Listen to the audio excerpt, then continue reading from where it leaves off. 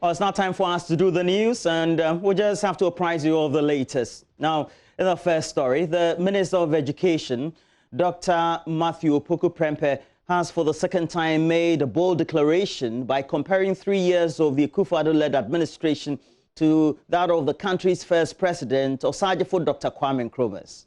The minister, in March this year, made a similar declaration when the administration distributed pickup trucks and motorcycles to directors of education and circuit supervisors at the Blaster Square right here in the capital. Now, speaking of the commissioning exercise of some 100 buses to senior high schools in the northern part of the country, Dr. Matthew Opoku-Prempeh again said by implementing the free senior high school policy, the Akufo-Addo administration has outperformed successive administrations, and asks if it is safe to say they also performed better compared to the country's first president, Osagyefo Dr. Kwame Nkrumah. Latif Idris has the rest of the story. Educational institutions, particularly the second cycle institutions, are bedeviled with plethora of challenges that are not helping the school administrations to properly run the schools. Cognizance of that, government in March this year promised to make provisions of buses to these schools to help the administrators properly manage the schools. Today, Vice President Dr. MAHAMUDU BAWUMIA has officially handed over 100 buses to second cycle institutions in the northern sector of the country. In his words, these buses are to help the school administrators to properly manage the schools.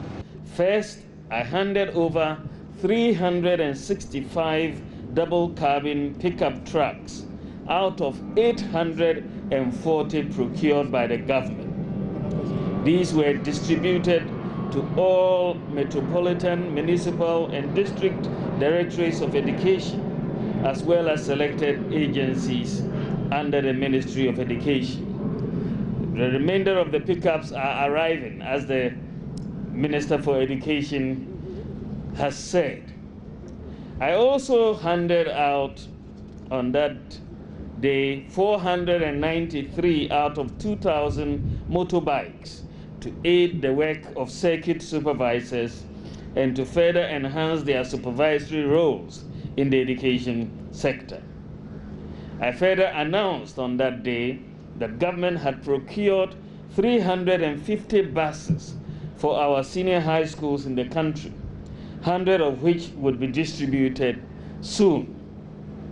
Ladies and gentlemen, today we are gathered here in fulfillment of that promise to distribute the 100 buses because we have a president who is fully committed to education of our children and who believes in keeping his word. Minister of Education, Dr. Matthew Opoku-Prempeh, also had a stand to address heads of senior high schools gathered here, and he made a very daring statement. This nation has witnessed the free senior high school project, Mr. Vice President. I do recall the 47 adverts that were made to undermine the free senior high school program in 2012. I do recall a famous statement that if free SHS was doable, Nkrumah would have done it. Can I also then say, since His Excellency Nana Addo Dankwa Akufo-Addo has delivered the free SHS, his government probably is better than Nkrumah's government. So how are these buses going to help the school administrators to properly manage the schools? I'm joined by one of the headmasters of one of the schools in the northern sector. You introduce yourself to our audience. Yeah, I'm Stephen Akuba, headmaster, St. John's Integrated Senior High School in Navrongo. In Navrongo? It is the only school, second cycle institution that integrates the hearing and the hearing impaired. Oh, wow. You are a special school indeed. This has come in handy, you would say. So, thank you very much. Actually, with what we have just received today, I don't even know how to express my feelings. And I know when I go back to school, my students and members of staff will feel the same. Because this shows that actually the inclusiveness, government is actually supporting it. Yeah. So the Vice President mentioned that there are several challenges facing second cycle institutions with administration. You don't have enough logistics, one of which is vehicle. Yeah. How is this going to change the way you manage and run the school? Yeah, for now that we have this, at least any activity outside the school compound, we are in a position to convey our students and to bring them back, even if it involves members of staff. We can do it comfortably without going to elsewhere to ask for an assistance. I'm Anna Millicent Agamba. I'm the headmistress of Gambigo Community Day Senior High School. From which of the regions? Upper East Region, Zarungo. Upper East Region. You're welcome to Accra. Yeah, thank you. How is this bus that you are going back to the Upper East Region with, how is it going to change the way you manage and run your school? It's going to change a lot because this alone is going to be one of the enrollment drive for my school. My school, the students are few. And with this, we can get more students to come to the school. Yes. And since the school started, we haven't had any bus. So this is the first bus. How long has the school been in existence? Since 2018. Okay, so you are 2 years in operation? Yes. And this is the first bus you are receiving from Get Fund? The first means of transport that we are receiving from Get Fund. It has been hectic. It has been hectic. We do all errands from our own packets. And now, just as the Vice President said, it will help us in the administrative work. I'm very, very happy, and I know my students will be more happy.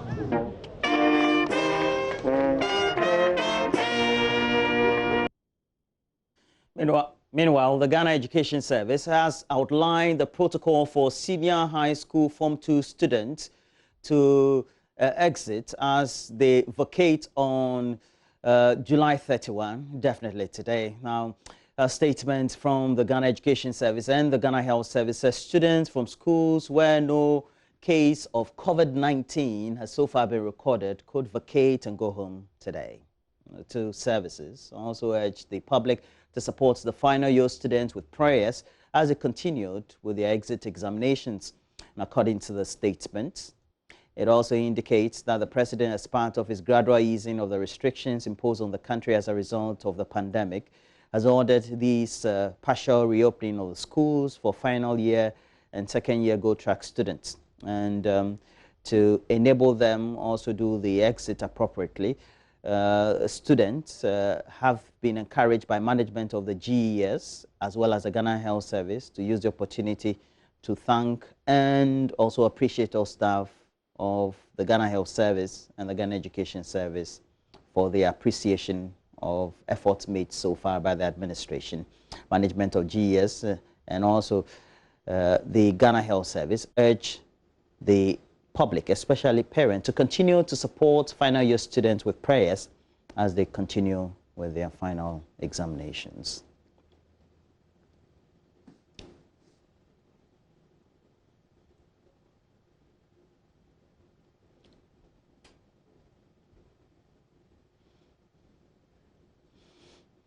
Now, as Muslim brothers and sisters across Ghana and the rest of the world are celebrating Eid al-Adha, a festival of sacrifice, where Muslims slaughter a sacrificial animal in remembrance of Ibrahim's willingness to sacrifice his son when God ordered him to do so. We do know that they are doing these things within the period of coronavirus. So this year, as a result of the pandemic, sellers at the Techima sheep and goat markets are experiencing low sales as prices of their animals also have been increased due to the closure of Ghana's borders. Now, Bono East regional correspondent Nana Sabit has been interacting with these sellers and came through with the following reports. The Eid al-Adha is finally here. It is the second of two Islamic holidays celebrated worldwide and considered the holier of the two.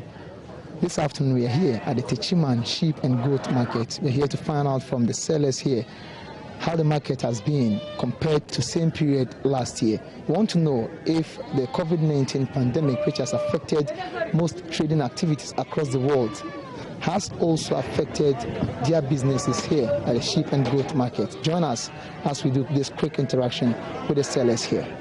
First, we engaged the secretary to the Sheep and Goats Sellers Association of Techima. Yaya Abubakar shares with me how the situation has been. Not good as usual, because I think it may be the effect of the corona, the pandemic disease that has happened. So we have to manage. If you go to the market, you can see there are no buyers. Others also share same sentiment with Yaya Abubakar. They all attributed their low sales to the COVID-19 pandemic. There is no money in the system as a result of the COVID-19 pandemic, and so we are experiencing low sales. A year ago by this time, business was booming, but this year things have changed. Asked how the pandemic is contributing to the low sales this year, Ibrahim Alidu had this to say. The COVID-19 has affected several businesses. People wish to buy the animals for the Eid, but they can't because they do not have the money. Per my interactions with these sellers, I noticed that the prices of these animals have skyrocketed compared to the same period last year.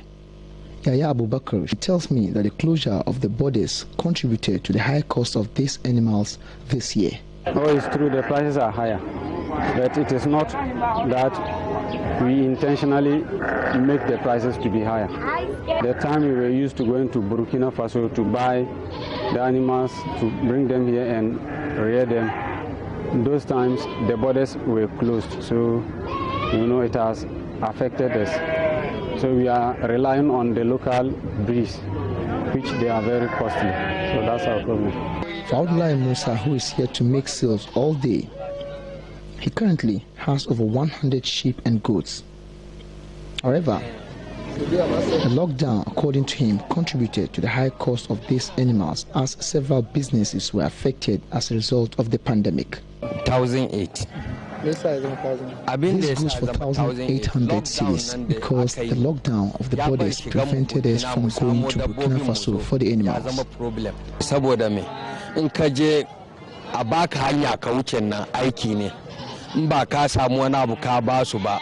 One have to spend extra money before giving access. As it stands, most of these sellers at the Techiman Central Market will not be celebrating the Eid in a joyous mood as they did the previous year. This is why. It started since Eid al-Fitr. We did not enjoy as usual, and this Eid al-Adha too, I think it will be the same, because there are no buyers. How can you enjoy? You wouldn't even be at home, leaving your animals at the market, so I don't think we are going to enjoy the Eid al-Adha. So this has been the situation here at the Techiman Sheep and Goat Market. My name is Anas Sabit for Joy News.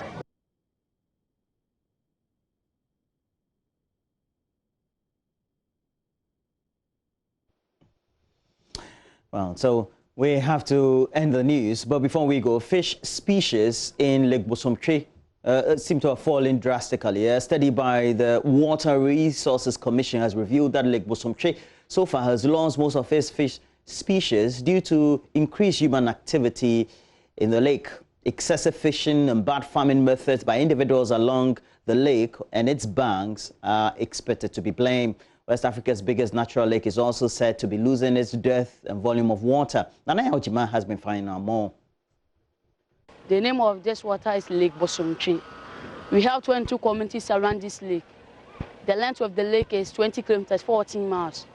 And the area of the lake is 16 kilometers, 10 miles. And the deep is 78 meters, which is 234 feet down. Prince Mensah is one of the teenagers who act as tour guides here. This beauty over the years is gradually losing its beauty and quality. Fish species were once numbering over 10, but had reduced significantly.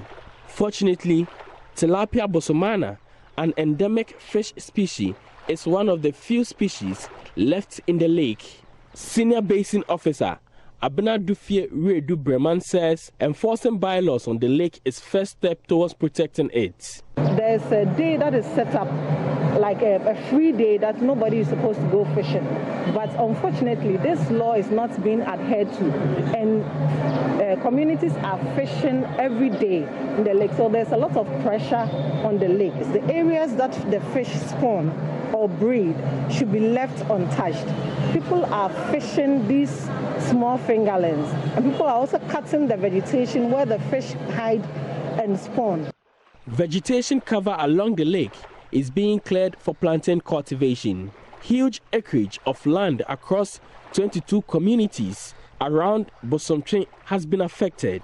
Chemicals used on these farms are washed into the lake, destroying living organisms which are already exposed to excessive sunshine. Asantehene Land Restoration Project is a joint intervention by the Menhia Palace and Ohineba Poku Foundation to reverse the trend. Coordinator Fred Chase-Sapon speaks of an intervention to encourage responsible farming outside the lake's buffer zone.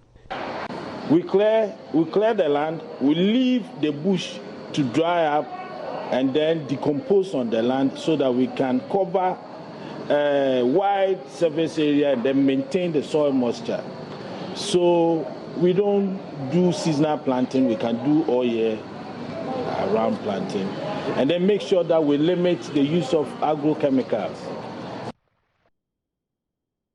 And before we go, a UK-based non-governmental organization, the Nautical Institute, has honored the Ghana Maritime Authority for its effort in repatriating stranded seafarers to and from Ghana. Now, in June, the authority rescued about some 25 seafarers who had remained at sea for months as borders closed due to the coronavirus outbreak, replacing them with a new set of crew that included some 12 Ghanaians. The citation was presented to the Director General of the Maritime Authority right here in the capital. We have more in the story.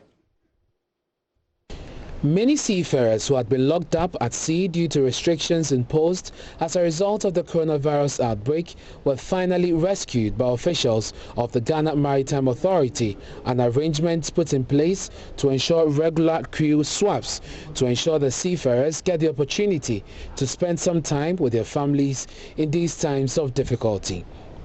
The effort has been recognized by UK-based NGO, the Nautical Institute. The institute presented citations to the Director General of the Ghana Maritime Authority, in which it expresses its grateful recognition of his hard work, commitment, and personal sacrifice in serving the needs of his fellow Ghanaians around the world. Local Secretary of the Nautical Institute, which has a consultative status at the International Maritime Organization, Captain William Amenshia, explained the rationale for selecting the Ghana Maritime Authority for the honor.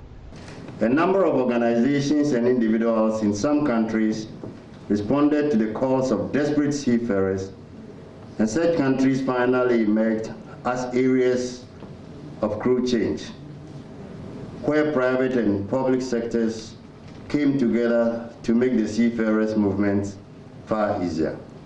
Ghana has become such a hub where individuals have collaborated with local authorities to lift restrictions regarding crew transfer. The Nautical Institute is therefore pleased to recognize the Ghana Maritime Authority and Captain Joshua Ni Ado for their pivotal role in facilitating and handling crew changeover during the pandemic, and award them the Institute's certificate of approval. Receiving the citation, Director General of the Ghana Maritime Authority, Thomas Kofi Alonsi, said even though the authority was simply performing its duty, it was grateful for the recognition. He said the COVID-19 pandemic has plunged seafarers around the world into an unprecedented and desperate situation. As you are well aware, the COVID-19 pandemic has plunged seafarers around the world in an unprecedented and desperate situation. As we speak today, over 200,000 seafarers are stranded on ships and waiting to be repatriated globally due to the worldwide travel restrictions imposed by countries as a measure to deal with the COVID-19 pandemic, which has ravaged the world. Mr. Alonsi thanked President Akufo-Addo for granting permits for chartered flights carrying seafarers to land. It is in view of this that I wish to thank the President of our land, Nana Addo Dankwa Akufo-Addo, and his government for the foresight in understanding the plight of these frontline workers who have played their part during this pandemic to be relieved and repatriated by aircraft, even though the country's borders by land, sea, and air are closed. Well, that's it, the latest news highlights we have, but we have to look at a couple of the newspapers, just 3 of them. We'll be joined by Gifty Ando-Apia and Evans Mensah as we do the news reviews up next.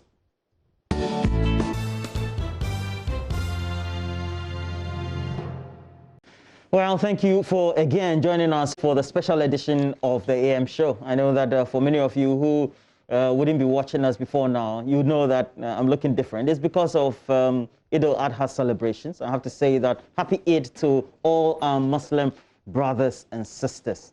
I know somebody wants me to say Salifu Combat, but he's not a Muslim. Well, good morning to you all that say Salifu Combat. Well, we've been joined by Evans Mensah, and then a sweet lady. Yeah. Mama, how are you? I'm good. Great. Gifty is also joining us. Good morning to you guys. Good morning. Great. Good morning to Salifu Combat. You will do well as a Deputy General Secretary, Gifty. I know, right? She is a propagandist. Evans, unmute for us. Okay, great. I have. Like, Roland, you look like an Alaji. I look what? Like an Alaji. You just came back from Mecca. Yeah, you know, just trying to be in the mood. Because I have great friends. I will start mentioning them from Ashaima, my hood, Charlie. Don't make me say you want to solicit for something. Oh, no. No shinkafa this morning. No worry, I'm good. Okay, guys, let's just jump straight into the newspapers. We have just 3 of them, but we also do myjoyonline.com. We've got plenty of stories there. Gifty, let's start with your paper. Okay, so I have Penny the Penny Daily Graphic newspaper. Banner headline there, EC detects multiple registration duplication exercise to expunge names. I hope my internet is stable at your end, but it comes with a picture of Jean Mensah, the chairperson of the Electoral Commission. On top of that story, you have Supreme Court dismisses NDC's review on Ghana card passport. Story is on page 20. And don't invite hate speech communicators. Professor Kwame Kekari, the former executive director of the Media Foundation for West Africa, is saying that he's charging the media. The story is on page 13, and Muslims celebrate Eid today. That story is also on page 13. So that's what we have. A graphic newspaper. Quickly look at what we have on the back page. Man remanded for shooting 3 at funeral. Story is written by Emilia Emin Abi, and I'm wondering, I mean, in the 2,500 number funeral, people are slated. So House approved 48.3 million loan to finance bridges. Those are the stories I have on the graphic from Roland Evans. Okay, Evans will do the Ghanaian Times. Evans? Yes. I have can you hear me? Yes, we can hear you all right, Gifty. Okay. I have the Ghanaian Times. Ghanaian Times on the front page. It says only SHS without COVID-19 cases can vacate GES and Ghana Health Service. They issued a statement yesterday. Also on the front page of the Ghanaian Times, we have 22 million Ghanaians income affected by COVID-19. And of course, you have the story that Roland appears to be enjoying more than the Muslims themselves. Muslims celebrate Eid al-Adha today. We also have this is actually an interesting story, very important one. The Ghana AIDS Commission has finally restocked antiretroviral drugs and test kits. And then, of course, a story that we brought you on AM this morning the VEEP has presented 100 buses to the senior high schools in 9 regions. And of course, there's a final story there about International Youth Day, which has also been launched in Accra. Those are the stories on the Ghanaian Times front pages and the back page as well. Okay, we'll get into the inside pages, but Roland will review the Daily Guide newspaper next. Well, so the Daily Guide has on the front page, court rejects NDC review as Chachu runs away, has attached pictures of the Deputy Attorney General, Godfred Yeboadame, Chachu Chiketa, we all do know him, and then Justice Amenuvo also added there. On the side, Nana tries to escape Muntie 3 debacle. And then we have Supreme Court kicks out Oposuampofu.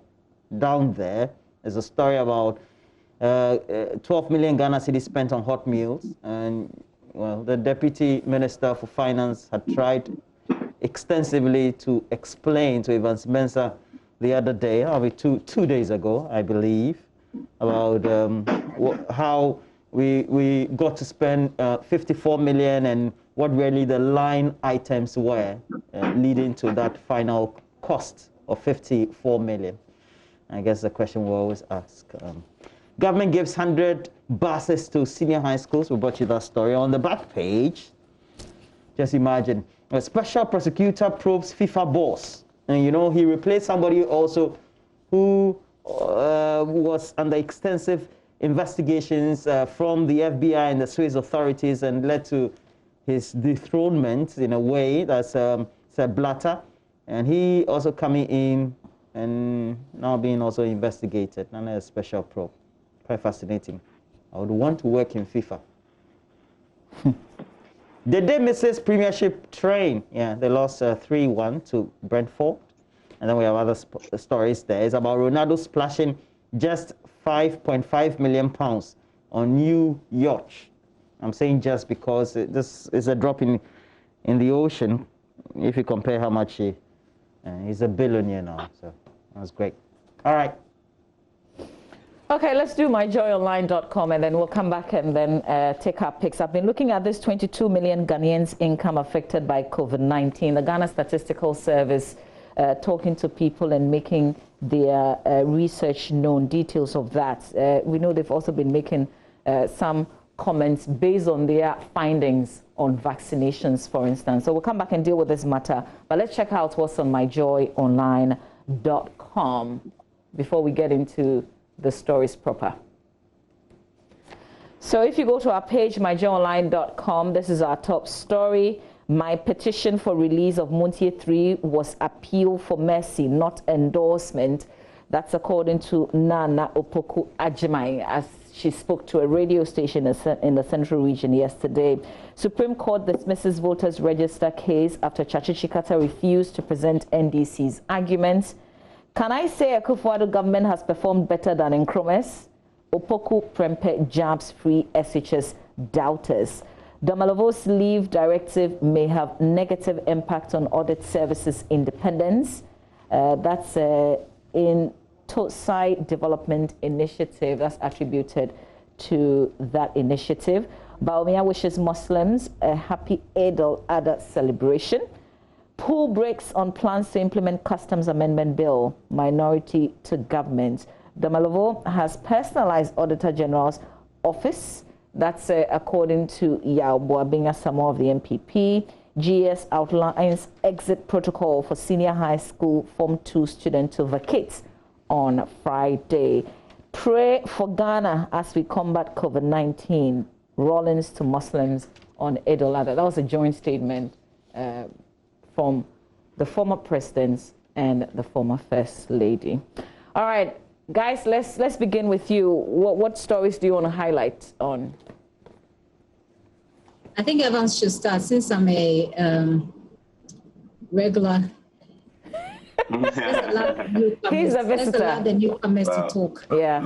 Our guest, Evans Mensah, go ahead. Look at me trying to, implement the ladies first agenda. And I would definitely take the opportunity to start with the Ghanaian Times. Let's talk about our children because it's so important. senior high schools that won't go home. I mean, vacation is on, but they can't get to go home because of COVID-19. A story essentially in a statement that was issued jointly yesterday by the Ghana Education Service and the Ghana Health Service is that the schools, particularly on the Gold Track, they are on vacation. However, for schools where they have recorded positive cases of COVID-19, they can't go home. They have to stay behind, and there will be further assessments done and tests done. And until the health workers and officials declare that the school can be allowed to vacate, they'll have to stay in school for quite a while.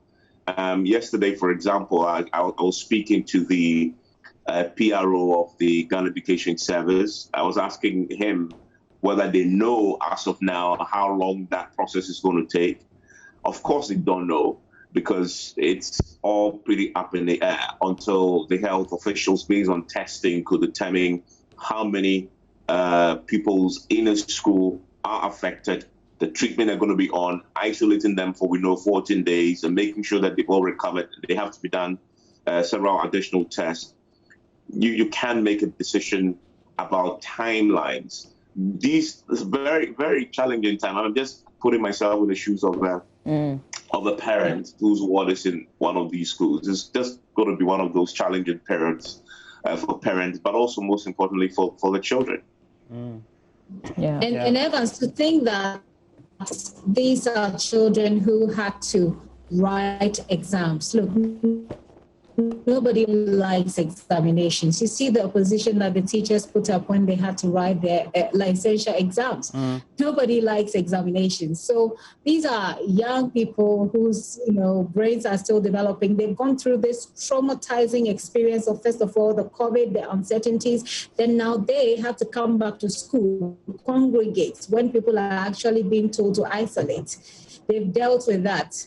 Now they've dealt with writing on exams, and now they have to stay when everybody else is at home. I think it's very traumatizing. I hope that we've learned lessons that can better their experiences next time. But I also hope that through this process, it toughens them up and gives them the fortitude they need to, face the problems that life presents. Talking about children, the statistical service reports, Mama B, that you referred to yesterday, I engaged them on the post. They said that in their research, they realized that about 35% of Ghanaian children are also not learning at all.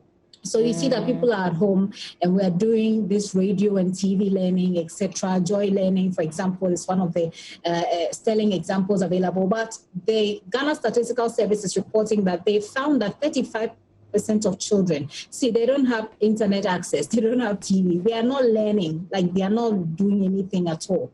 So that's something that I think we should pay attention a lot to. The Statistical Services survey. It revealed a lot that requires national attention. Absolutely. I just still related to the Statistical Service with this report. They've said, for instance, that the most common remedy people opted for under the effects of the COVID-19 was to reduce food consumption, reduce non-food consumption, and also rely on savings. And they disclosed that some people don't have jobs. I mean, we've been talking about it. Now we've got data to back it because of the work of the Statistical Service. So yes, indeed, incomes have been affected by COVID-19. It's not such a good news for many people. I think this is quite important. And if you go through that report, it also, in a very latent way, just exposes how weak our health system is. And then the lack of knowledge we as a population generally seem to have of one not knowing that we don't have the access, and then not being preemptive enough to get the needed attention for healthcare when we have to. And so we tend to report very late when we are not feeling well to the health facilities. We're lucky. That's our weak health systems. Sorry, I mean, I hope I'm not interrupting, but as for our weak health systems, we didn't need an angel or the priestess who helped to kill Ekwadente to know As for the systems, we know they are weak, fundamentally weak. Well, we've always known that the health system is not good, but it further exposes how precarious the situation is, because on one hand, we have health systems that are supposed to be better in urban areas. So like you take Accra and Kumasi, supposedly. But COVID has exposed that vulnerability that is a countrywide issue. So you can imagine, and I'm very close to many health people, just like all of you, you can imagine that during the center and the crisis point, key health personnel in Ghana's capital, Accra, didn't have access to PPEs on a continuous basis. It's not as if that we were not looking out for any pandemic, or the world was not looking out for a pandemic. So shortage was supposed to be a guarantee. But it means that we didn't have even enough in stock, because we need to have enough at least to take us for a week or two.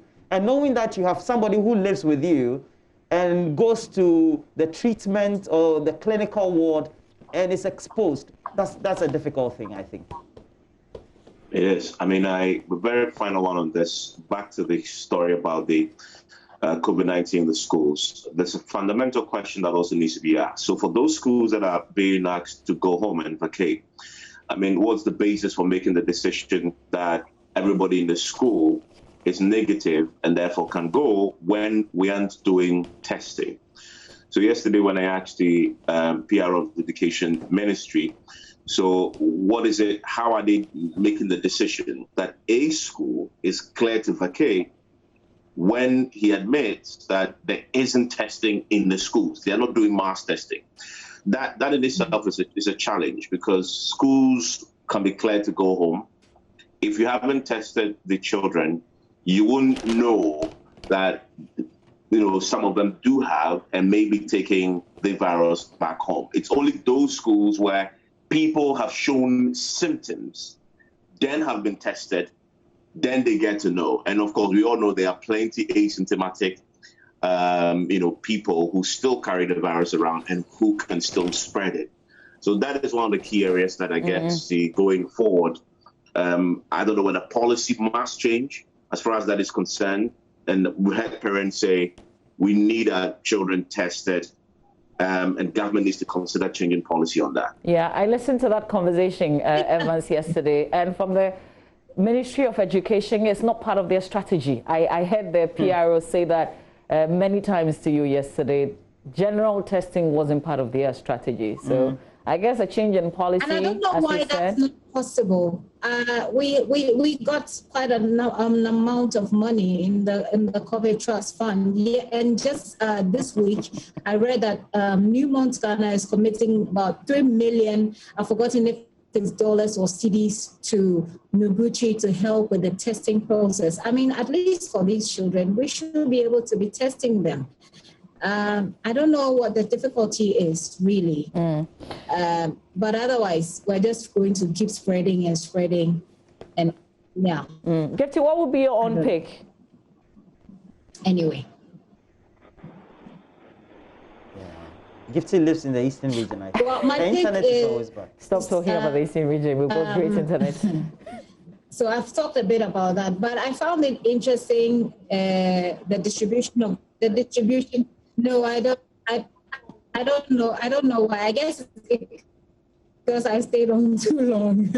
But I found it interesting, the distribution of buses, and most interesting, the comments by the Education Minister, likening the governance of President Kwame Nkrumah. I knew Gifty would do this. I don't know. We have. I felt like it was unnecessary. That's not what I want to hear as a Ghanaian taxpayer. Sorry.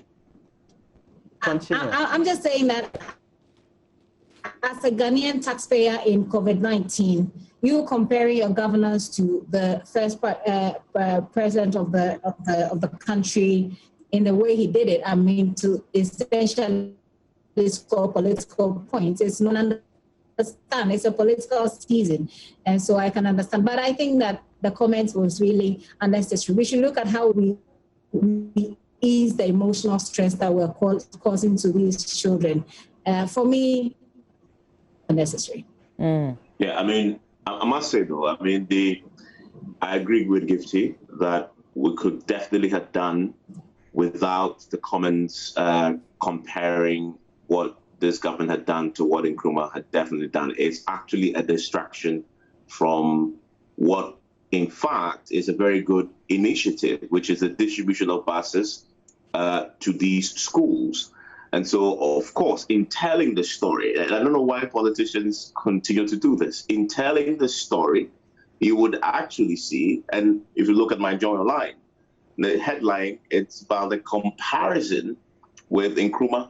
Not the headline isn't about that the fact that government has invested in procuring 100 buses for the schools, which is really what the focus should be on, and governments will love the focus to be on that. But because he introduced that element into the conversation and it's controversial, that is going to be what journalists, and rightly so, would focus on. I get his point, though, that people had criticized the free SHS in the past, but it's also about what you want the people to pay attention to. Do you want them to talk more about a certain controversy and competition between the living and the dead, which is really what he did? I mean, this government is obviously still living. Nkrumah is dead and gone, and we respect what he's done for us. But to bring him up, knowing how people are passionate about what he stood for, then distracts from what the government had planned to do and had done, which is sending buses to the schools. Yeah, I know. When I heard the comment yesterday, and I know even on the platform that we have for the reporters and the editors, etc., there was an argument, a bit of stalking as to really, was that what he said? Because we don't want to say that it is incomparable, but the reality is the objectives post-independence for any government in Africa and what Nkrumah did will always be different. And then looking at how time has elapsed, several decades, with countries that we started independence with, who have developed and leapfrogged us, even the Emiratis, for example. So it opens just a kind of worms about debate, whether we could have done better, whether what we've done in the short term is what we should do, etc. Yeah, I don't know why the education minister decided to do this. It's almost like trying to pitch maybe one generation against the other. But it was a question. Was it an emphatic statement? It was a rhetoric. It was a rhetoric, but it was a rhetoric that was not needed. I think. It was certainly. Well, okay. We just have time for. Like I'm saying, I looked at my salary and I looked at just how much I had to pay in. I recently. Okay, sorry, I don't know if you can hear me. Yeah, we can. I was saying that I looked at my salary recently and I looked at how much I pay in taxes. And I'm saying that as a taxpayer, that's not what I want to hear at this time. Evans, I wanted to quickly say this, that Jainana Opoku-Agyeman seems to have started her campaigns in the central region. Interesting, isn't it? Well, I remember when I did the analysis the last time on Monday, one of the things I said was that if she wanted to become more relevant to the party, and of course to the JM ticket, she will have to start in her home constituency of Komenda, because she's done quietly some work there since she was appointed education minister in 2013, building for them some facilities and commissioning projects by herself on the quiet, which is definitely the strategy.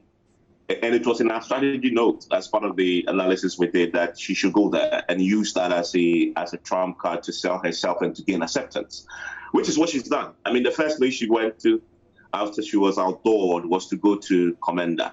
It is a good strategy. Is to go home, start from home, and build from there. And she's campaigning. And Central Region is a swing region. If you win Central Region, you win the elections. Komenda is not so much of a swing constituency. It has a checkered history. It's been held once at the presidential level by the NPP.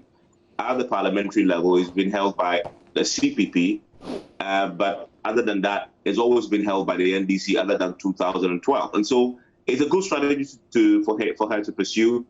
What she's been saying, though, about the Munte 3 petition, I'm not sure would excuse the critics from coming after her, because her argument essentially is that, well, I mean, and she said it so if somebody has been convicted, a person ranks to you and asks for an apology, will you not, take the person in and, in essence, pardon the person? I've had people draw the parallels and say, is she saying that if somebody had committed murder and had been convicted, the person is going to be, put in prison or capital punishment imposed on the person wrongs to you, you would embrace the person and pardon the person because that is what we do as a society. So it is a pretty thin line she was walking in trying to explain why she signed on to that petition. Well, I thought she did a fantastic job, because that's a heavy topic. I didn't think she would even dare to go there, particularly at this time. I thought she carried herself she well. She had no choice. Yeah, she had no choice. She had to take it on some way, somehow. It is the explanation she offered. I think her strongest explanation, was the fact that pardons are a constitutional. It's a constitutional provision, and it is not illegal to pardon. Guys, and that the Munte 3 were actually made to serve part of their sentence. Exactly. Before the petition, and I thought she should have stayed there because that is illegal. It's in the Constitution. But once you go into bringing local anecdotes about if the person wrongs you and asks for forgiveness, then you open yourself up for criticism. Okay, well said. We've got just about 2 minutes. We've got a relationship conversation. It's a holiday Friday, and here's our topic for discussion: surviving polygamy in a 21st century economy.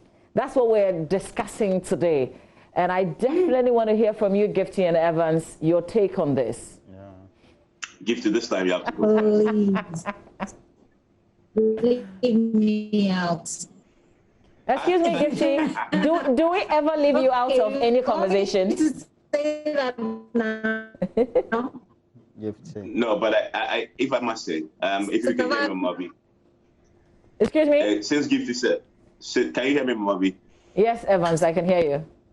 If Gifty says she wants to be left out, let me say that polygamy is a good thing. First of all, it's not about, it's a good thing. If it's a good thing, if the question about 21st century, you're probably going to ask me why it's a good thing. It's a good thing because even in the Bible, we see plenty of the folks that we celebrate. Solomon has a whole chapter in the Bible. He is the grandfather of polygamy. And so don't tell me it's not a good thing. It's actually a good thing. In the 21st century, it is only a factor of how much money you have. But even if you don't have money and all the other wives and women you have can work by themselves, and women do work by themselves and bring money to the table, then a man necessarily who is polygamous must not necessarily have the money. The woman can bring in money, and actually that could be a good thing, because if you have 4 women who are all doing the hard work and all bringing money home, you, the guy, get sorted. Evans, we should pull you into the conversation. You're making some great point. You sound like you're coming from a place of experience. We'd love to hear your thoughts later on. And the conversation, is it among us? Because we have some friends who will be joining us via Zoom. I wanted to say, I think polygamy is great. No, but you want to really take my thoughts. I thought you said you didn't want, because of Christ, you don't want to say anything. So I wanted to continue. I think polygamy, having more than... Roland, hold your thoughts. Having more than... Get to go ahead. Roland, you will talk. So the thing is... Getty, I shut him up. Go ahead. So we're talking about, if you say polygamy is good, you're talking about somebody with multiple legitimate partners. And I'm saying that if, Evans, you're talking about what happened in the 100 wives and 300 concubines, but the point of what happened in the Old Testament to the New Testament, when the New Testament dispense at the both. That's why when Ananias and Sapphira. No, we're not going to theology school this morning. Unfortunately, the network is not helping. Listen, Ananias and Sapphira. We should bring you two back, okay? But we have to wrap up on this note. Network is not. Yeah, we'll bring them back on this conversation. Gifty, the network is not helping, unfortunately. Yeah. So we'll leave it here. We'll come back with this conversation. Thank you, guys. Thanks, Evans. Thanks, Gifty. Thanks, Evans and Gifty. And that's it for the review. We've got plenty of stories on MyJoyOnline. Evans, get ready. Gifty, get ready. We'll give you holiday spots, and then we'll come back and do our Relationship Friday. We have some interesting friends who'll be joining us via Zoom on this conversation. You don't want to miss it.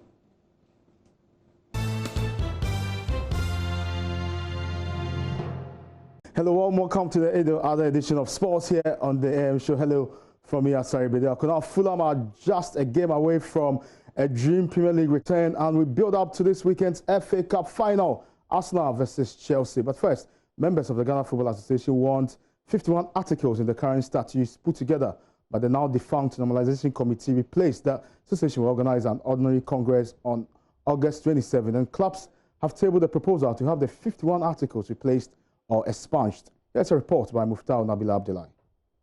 At least 33 members of Congress are required to force the changes to the statutes of the GFA, but more than 43 members have so far written and signed a resolution to call for the changes to the GFA statutes. Clubs from all the top tiers of Ghana Football Federation, as well as some regional bodies, have supported the motion for the reforms of the statutes that are currently governing football in the country. Clubs are demanding 51 changes to the articles of the GFA statutes, insisting that it is not truly representative of their interests and the interests of Ghana football at large. The changes to the statutes was mooted by the chairman of the Bono Ahafo Regional Association, Ralph Jamra, and has now gained widespread support among Congress members to force the change. Among the top clubs who have supported the changes are Premier League sides Wafa, Karela, Bechim United, Ashanti Gold, Liberty Professionals, Elmina Sharks, Ediana Stars, Midiama SC, Biswa Dwarfs, and King Faisal. Several Division 1 sides have also lent their support to the changes, seeking to bring sanity to the football administration in the country. Women's league clubs have also supported the move. Among the changes being demanded are the increase of the number of members of Congress, where the number of RFA representatives, Women's Premier League are increased from 8 to 16, while the RFA are demanding an increase from 2 to 3 to cover the broader interests of football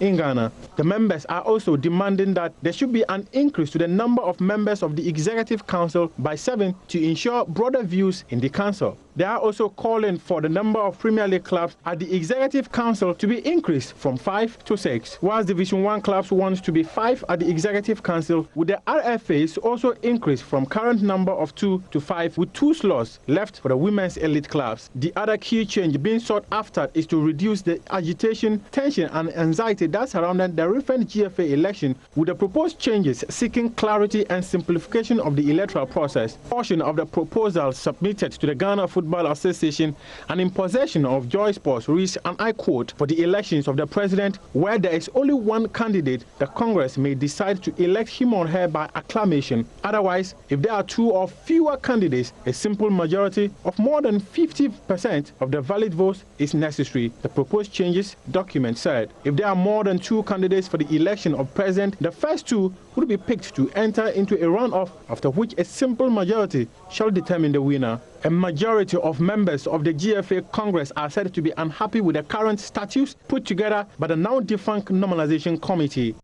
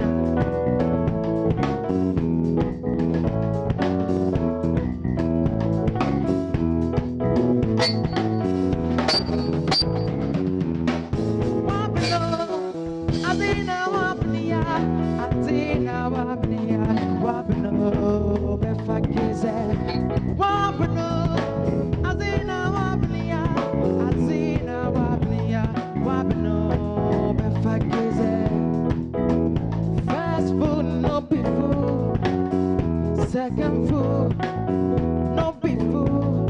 I said that fool, now he be the fool. I'm on some way with somewhere, off and forever, and I know my saint, Betty, cause I'm on some way with somewhere, off and forever, and I know my saint, Betty, cause one more to be I see now Babia, Babino, Fakize, Babino, I see now Babia, Babino, Fakize, Babino, one more to be I see now Babia, Babino, Fakize. Fast food, no be food. Second food, no be food. I said that food, now you be the food. Fast food, no be food. Second food, no be food. I said that food, now you be the food. I said, Betty Kaiser, one more to be I see now Babia, Babino, Befakize, Babino, I see now Babia, Babino, Befakize, Babino, I see now Babia, I see now Babia, Babino, Befakize.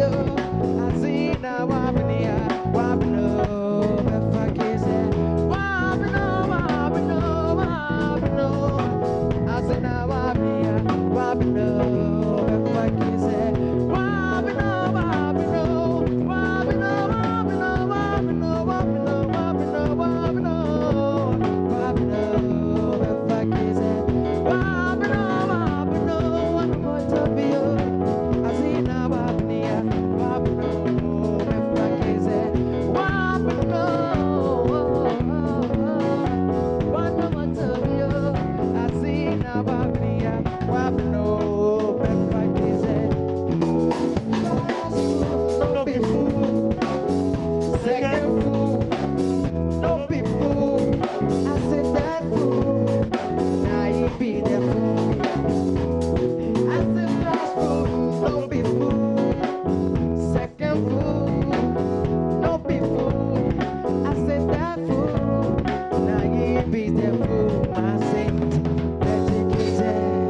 Well, thank you for joining us for the holiday edition of the AM show. We say we're grateful that you're joining us, but in order not to waste your time and then also tell you all the things that we have to do today, we again have to say Eid Mubarak to all our Muslim brothers and sisters. We know that all of you are preparing for prayers, and we again have to say that the Vice President of our Republic and the wife, Eid Mubarak to all of you.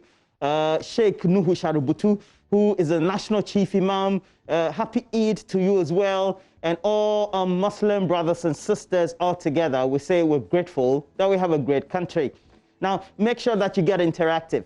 You will see a lot more of this throughout the rest of the show, but we are going to intersperse this with regular segments like looking at the newspaper. We just have about 3 of them, bring you the latest news update, and tell you about what we have for today. We're talking, well, relationship, because every Friday that's what we do, but today we're tuning in into an aspect of relationship, talking about polygamous marriages, and in this present day, how we tend to go about it and how the survival of polygamous relationship is done will be. And so we're going to have this great relationship conversation. It's not because, well, we're celebrating Eid, but you know, based on the Quran, all Muslims are entitled to 4 women.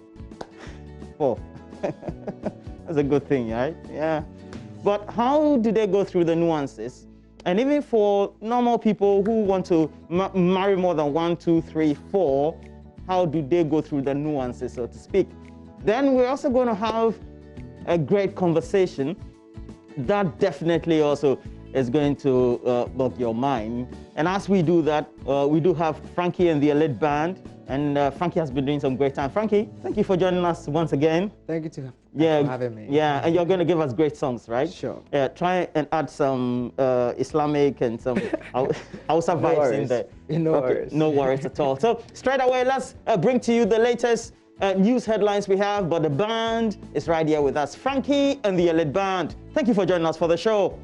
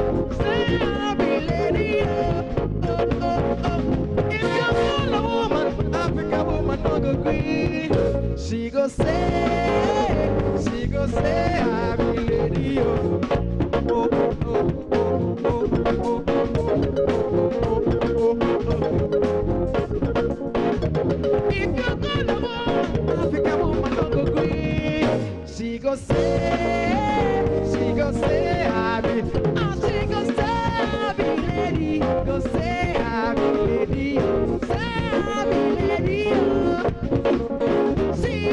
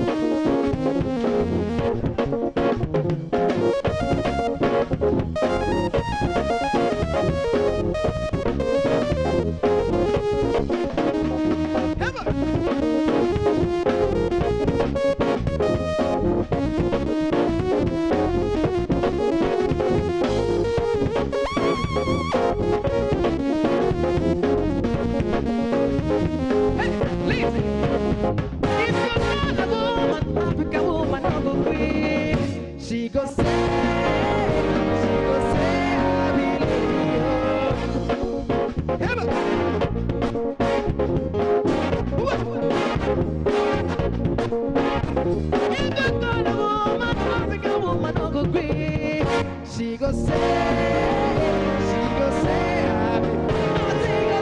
happy lady. She go say, happy lady. Say happy lady, oh, say happy lady. Say happy lady. Say happy lady. Say happy lady, oh.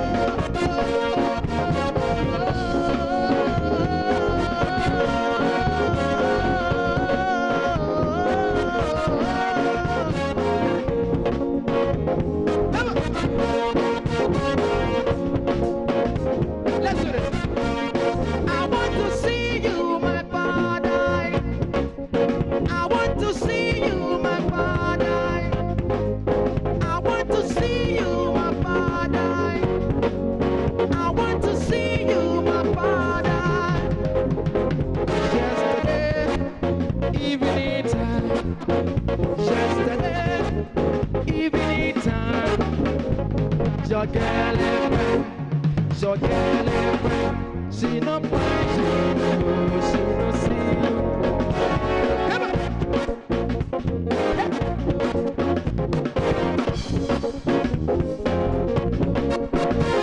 My paradise,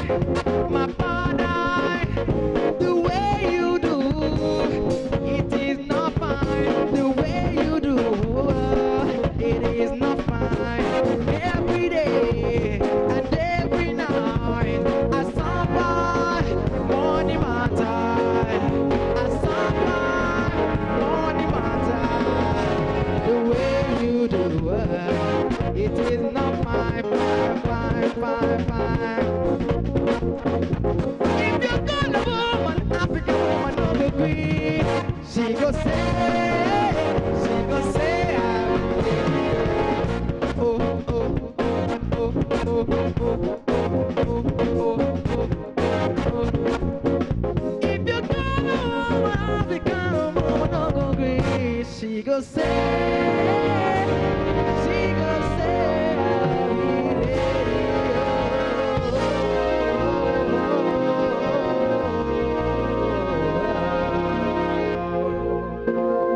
That was a good one, Frankie. Thank you so much. Yeah, that was a good one. Well, we'll come back for more sessions, definitely. But, Mamavi, we've had some great times, and I know that definitely will come. But Frankie, usually, where are you based as a band? Okay, we are based at Medina. Okay. Yeah. And then you play all kind of shows? We play all kind of shows, weddings, corporate shows, everything we play. Wow. Yeah, and we have a project coming up. Really? During this COVID, we realized we can be more creative. Great. And so we have a song coming out called The Light, which nice. The video is in the process, and then surely to be out. Charlie, we're all also parts of this whole initiative to make sure all of us adhere to the protocols and also get you as an artist and the industry itself also get going. So just in case you have your project all completed, let us know, right? Yes, I will. Well, Mamavi, that's where... You're the one I love. You're the one I need. You're the only thing I see. Come on, baby, it's you. You're the one I love. You're the one I need. What I need to me is everything. Finally, you put my love on top.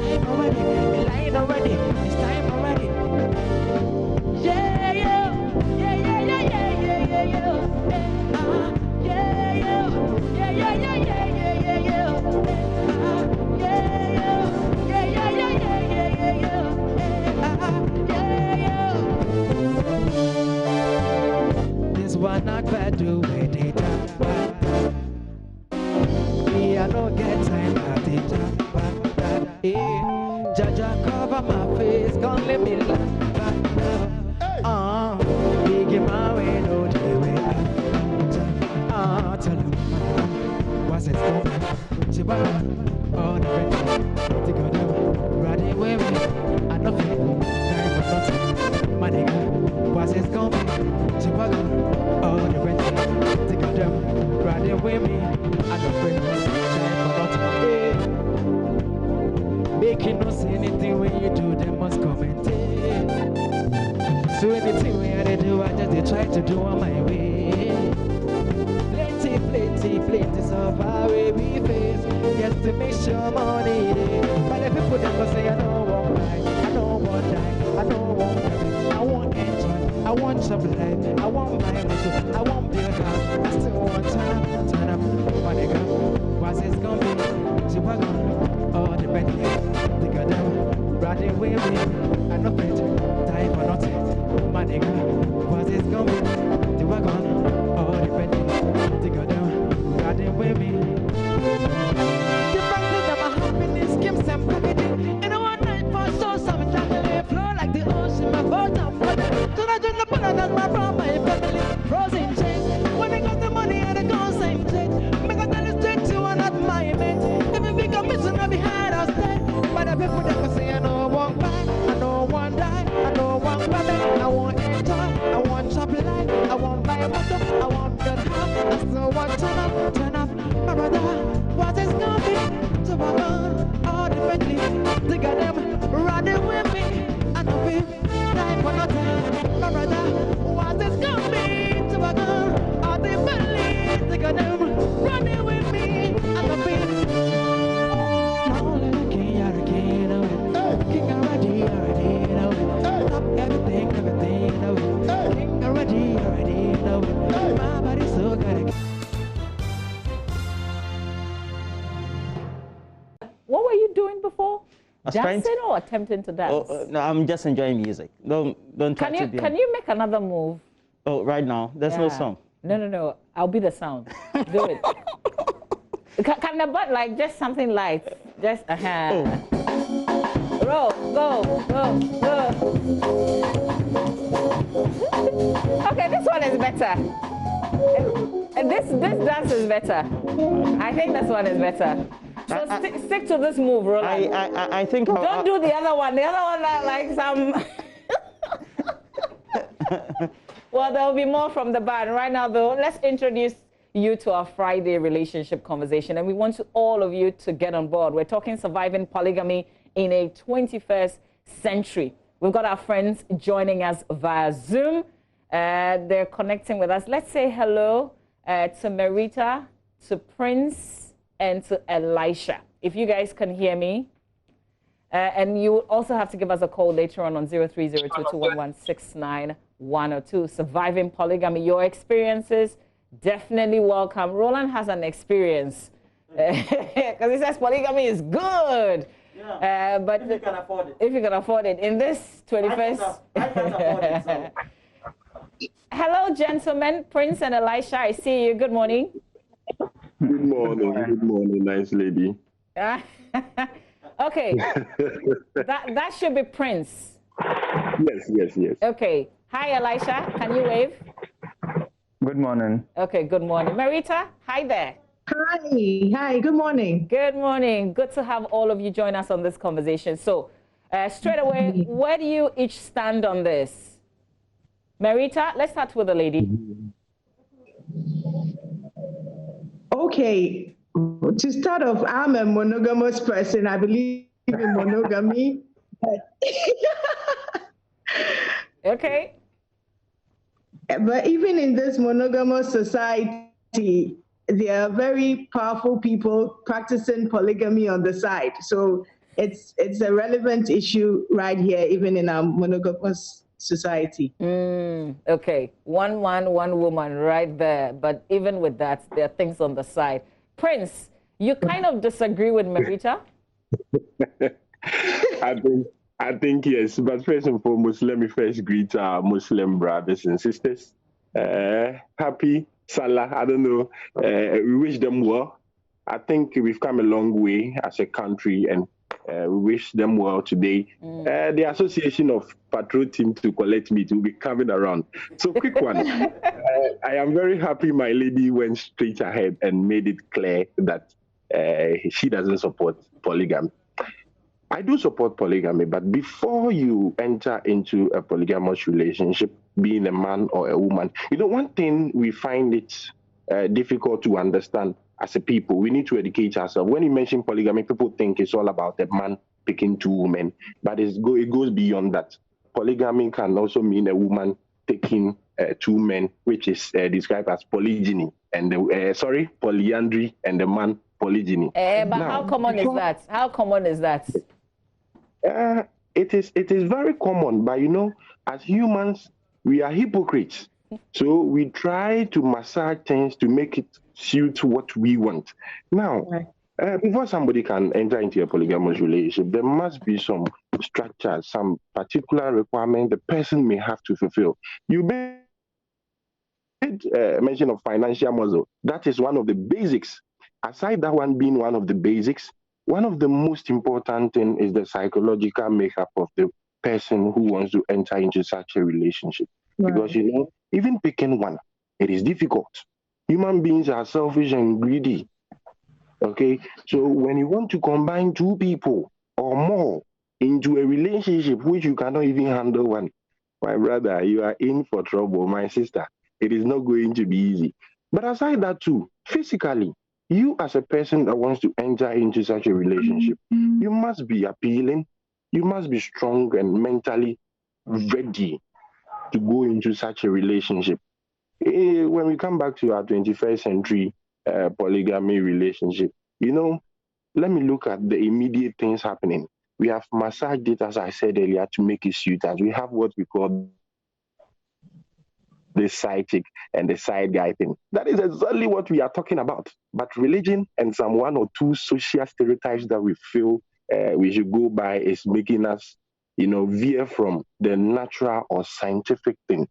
I'll commend the Islam religion as the most scientific religion when it comes to matters of polygamy. Because something, naturally, biologically, as a man, okay, and as a human being, or even a woman in particular, it is very, very difficult to pair with just one person and go straight ahead all through life. So, there should be avenues that when you are able to satisfy certain requirements, you will be given the right and privilege to add more to relationship partners or partners for life. I support you totally. But before that, as I said earlier, you must be able to satisfy one or two physical, financial, and the psychological requirements. You must be emotionally intelligent because, you cannot be happy and your other partners are not happy. You must bring parity. If it's something you are sharing, everybody will have to be on the level playing field or platform. Okay, I hope you can hear me. Just hold your thoughts there for me, okay? Let's bring in Elisha. Elisha, is that you? Yeah. Okay, Elisha, let's hear you. Well, I think I agree with my sister and my brother. But first of all, I believe those who go into polygamy are really aware of the challenges and the difficulties it comes with and the advantages as well. So in this time of COVID, I believe before they went into it, they are aware and they should be prepared for it. And nobody saw COVID-19. So. Elisha, nobody saw COVID-19 coming, so you could have prepared for something else, but maybe not for this. Yeah, that's true. That's true. But I believe it's still the same. Looking at the difficulty in polygamy, the financial increase in financial responsibility among others, people who actually venture into polygamy are really prepared and because are really prepared for the challenges and stuff. So I believe if you really plan and you are really prepared and you are psyched for polygamy, COVID shouldn't be a problem. Okay. So are you for it yourself? I'm not for it, but I'm in such a family. Okay. All right. We'll come back to you. Roland, earlier, I remember when we were doing the review, you wanted to say something and you couldn't say it. Can we hear it now? Well, I wanted to say that I am not against polygamy. The only difficulty is that within the current economic times that we live, it's not a philosophy that I would want to practice. But if I had enough money, maybe like the way Kennedy Japan preaches, yes, I would want to have more women. No, ideally, I'm being realistic. Okay. So if I had more money and I know that I could get a Kriya Ajwa, or I would get Ya also all under my belt, and I will be able to look after them very well. Why not? So it's from that position I'm coming from. I'm not against Prince is in love with the point that you make, but let's bring Marita in at this point. Marita, is it up to just the man? Is it up to just the man saying that I have enough money to take care of all of you, or the woman's opinion also matters?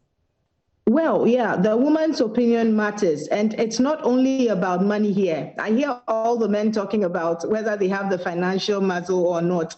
As Prince said earlier, there's a part where you need to have strength mentally, mental fortitude.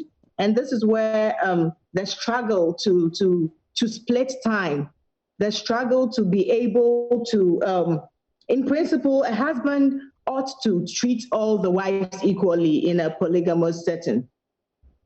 But there's that inevitable thing that comes up in practice. Mostly they choose to prefer maybe the younger one or the latest wife. But also psychologically, you need to have the strength to be able to split everything equally. So it's not just about money. You may have the money, but to be able to say everybody needs this, and so you can't be there for everybody at the same time. Wow. Okay, can we hear for Elisha? You said you come from a setting like that. How has it helped or not? Please, I didn't hear you right. Has it helped or not? Hold on, it has not helped at all.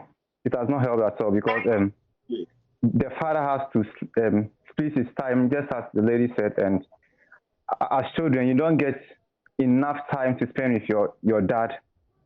Yeah, so it does not help at all. And also, when it comes to resources, you need to understand that your daddy has to split resources as well. So it's not the best. For the children, it's not the best. But for the man, for them, it's nice. But for the children, it's not the best. Yes, you don't get everything to yourself. You need to psych up your mind that this is a situation and you have to manage what comes to you. So I don't think that's helping in any way. Yeah, I'm just thinking, Prince, you know, we do the side chicks and all of that.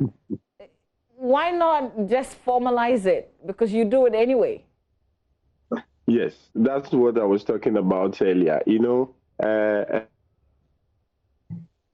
my brother Ashiti was making a point about having time for the kids from the man's side and all that. But, you know, one point he's forgetting is that it is marriage. Whether polygamous or monogamous, it is still marriage. And it is involving two people or more. So when there are children or other responsibilities, in, I believe the other partners, not necessarily the man, are supposed to fill in the gap. And they are very much aware of whatever they are entering in. So I presume that anybody, either the man or a woman, okay, are supposed to play a particular role. And, you know, my lady was also making a point about the men just having the financial muscle.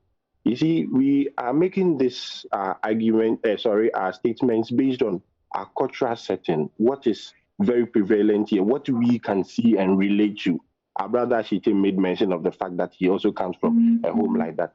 What is happening now, the most common one is where the man picks more women, you understand? So, you know, talking about your point as you asked me earlier about the side chick issue, it's just about making it institutionalized.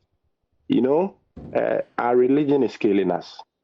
Let's be very clear on that. Our religion. Are you coming from a personal? Is this a personal point of view from your personal perspective? I would say it is subjective because it can be argued to an extent that our religion is killing us on our marital issues here. You know, a man can attract more women, another man cannot attract, and it is vice versa. You understand? So let's just leave things to happen, like in an economy where the instruments of demand and supply play their own roles in determining price and whatever. So it should be allowed that whoever that wants to go into such a relationship must be allowed. But aside going into such a relationship, you, either the man or the woman going to add up or the man going to add up, should be ready and make up your mind that this is what I'm going in for. I should expect all the challenges, whatever that comes with it. Okay. Marita, if we are able to psych our people just like as I made of the Islamic religion, the women are ready. You know, they are made known that this is what is happening. You are going in for this. Yeah, Marita, what Prince is saying is quite fair, isn't it? It sounds fair, but practically, that is not the ultimate situation. That's not what happens. Practically, the guy is doing it anyway.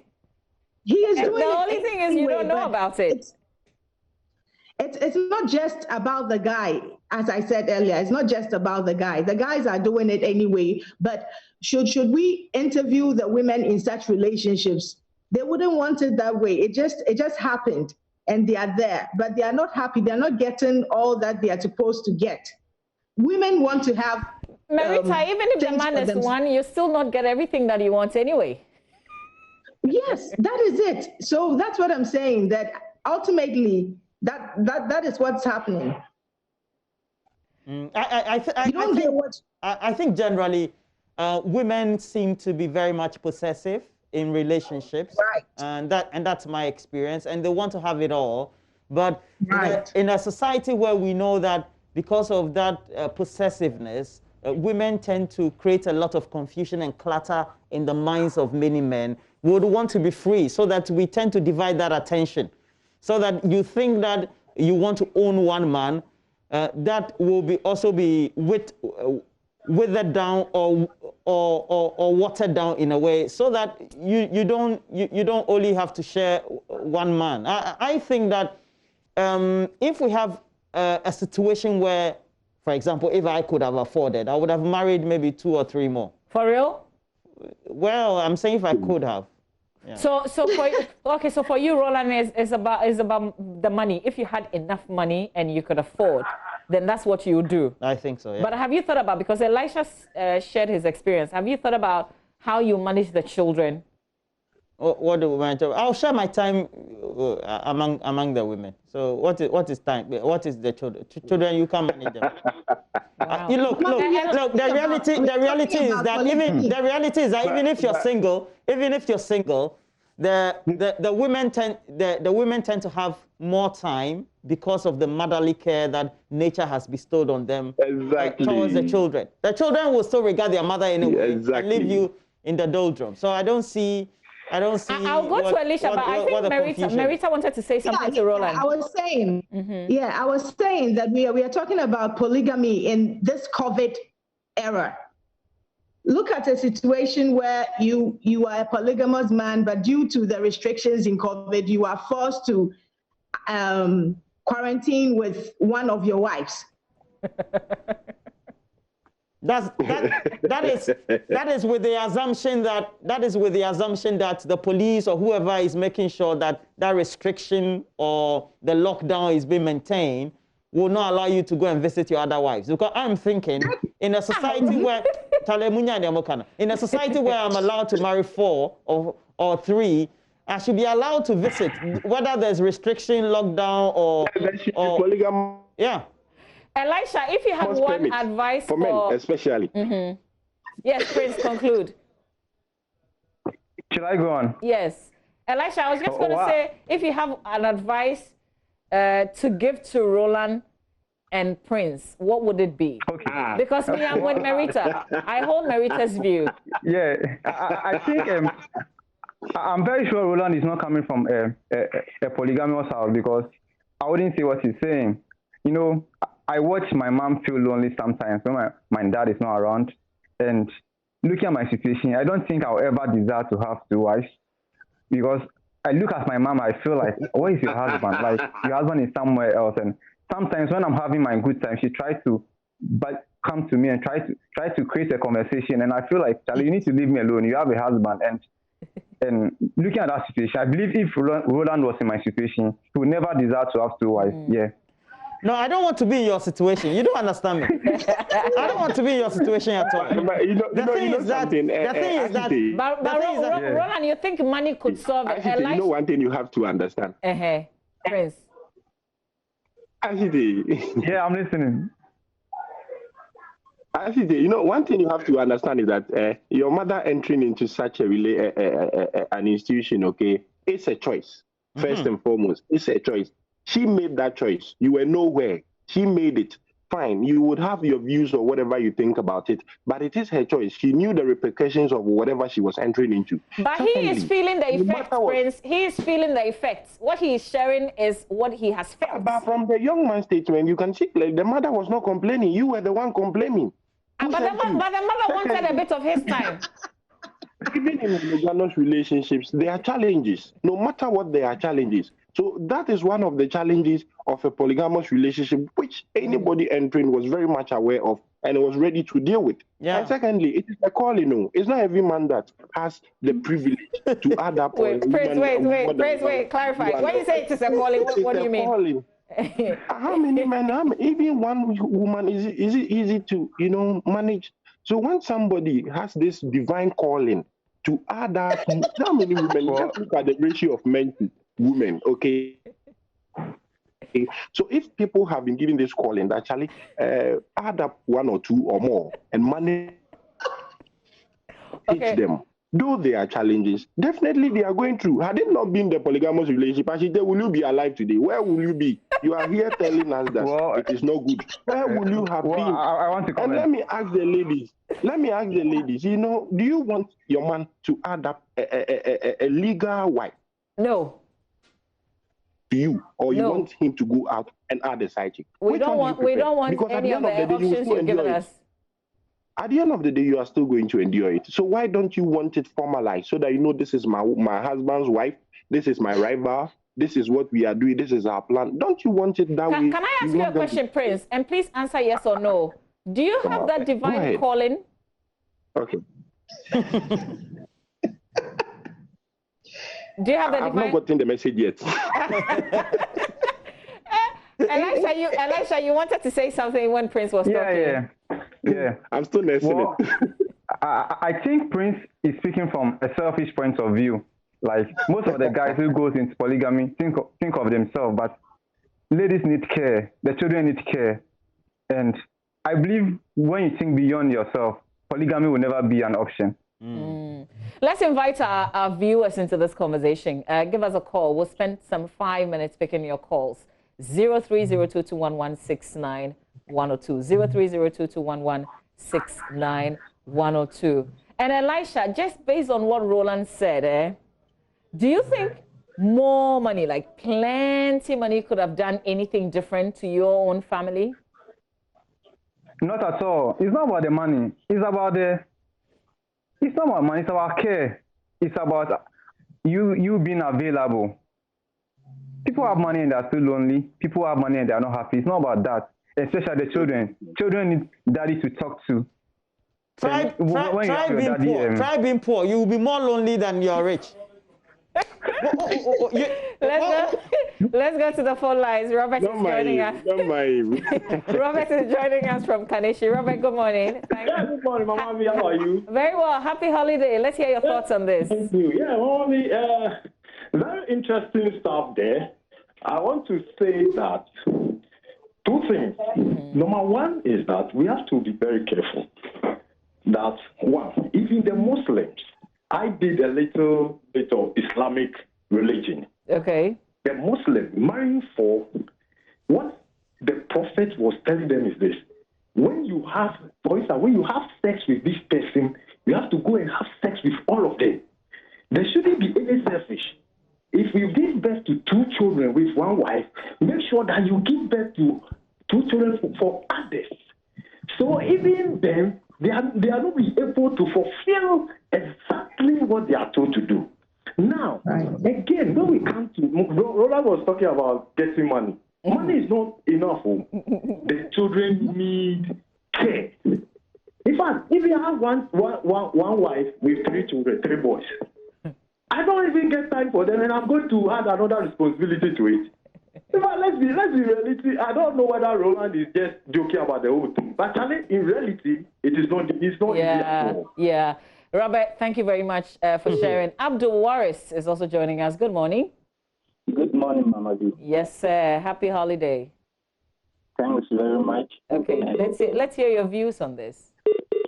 All right, so I'm speaking as the firstborn of a polygamous family, a polygamous marriage, and I would like to say that I always admired the decision my dad made. My mom was the first of the wives of my dad, and the children from the side of my stepmom have been a blessing to me in several ways that I can't really count. And so the whole issue of polygamous marriage, I know that it has peculiar challenges, just like monogamous marriages. But let's face the fact, there aren't enough men. Statistically, if you look at the number of women in the world and the number of men in the world, even have certain men going into this whole... So in effect, men will be doing us a favor if they married more than one. I wouldn't say so, but the fact is that no woman. I asked my mom. My mom said she wasn't happy when the second woman was coming, but she got to leave it. She got past it at some point in time, and I've always even told her that without my other mother, I wouldn't have those second siblings that I have, and I do cherish a lot. That's very interesting. But I just want to ask, how about the issue of care and love? Did you think your dad cared enough for all of you and loved you equally and gave you enough time? Absolutely, he did, and he does. And I would just like to say a big thank you to him for the decision he made. And the fact is, we live in the same compound. We don't even need to be separate. The mothers don't need to be separate. So we live in the same compound. We get the same attention. Do you have more than a wife? Do you intend having more than one if you're not married? Roland, I wanted to ask him this way. Do you have the calling to marry more than one? Yes. Did you say yes? I say yes, please. Okay. I'm open to the idea of marrying more than one. Okay. Do you think, sorry that I'm asking you very personal questions. Would you consider the opinion of your first wife? Yes, exactly. Because if you do not consult your first wife, it might just be opening the door to conflicts within So if she said no to you, what would you do? If she says no, then I would have to consider emotional feelings at that particular point. But I'll try my very best to see what I see right now as a boy from a polygamous marriage. I see a lot of the positives than the negatives. I wouldn't lie to you and say that I don't have, I haven't had experiences of the disadvantages, but then I see that the advantages far outweigh the negative. Abdul Waris, really appreciate you opening up and sharing. Thank you very much. If you've also got something to say to us, we would love to hear experiences. It's not just what we are thinking, what some of us are thinking. Atanga from Bologatanga is calling us. Good morning. Good morning. Yes, sir. How is the how has the holiday started for you? The holiday is fantastic. Yeah, I hear the sheep and the goats this year, it is more expensive. That's true, due to COVID. Yeah, but you're surviving it. Okay, let's hear your thoughts on this subject. My contribution is going on the issue of some women going into polygamous families as a matter of choice. I think one of the contributors. Yes, says it is a choice. So the guy was the one complaining, but not the mom. The mother was into it because she had a choice to be in it. She chooses to be there. But I think some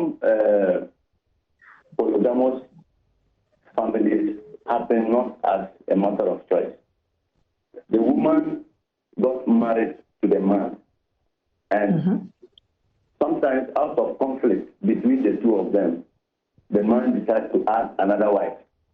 And in that case, the first wife wouldn't get a choice to be in the relationship or go out. Sometimes they have to be there just because they have given birth to children and they cannot leave the children and go away. So they will remain in it. In that situation, that first wife had no choice. Okay. But to be in a polygamous. Okay. Well, thank you. Family. Thank you for the clarity that you bring to this conversation. That's new for me. So sometimes it's not out of choice. Prince, you hear? Let's go to Abosokai. I heard you. Let's go to Abosokai. We've got a friend joining us. Hello, good morning, Yusuf. Good morning, my sister. Yes, sir. Happy holiday. Same to you, my dear. Please, I think it has gotten to a situation whereby we have to legalize it. Because I'm speaking from experience. My father got married to 3 wives. Okay. And the 3rd wife was the very person who helped me up to wherever I'm in now.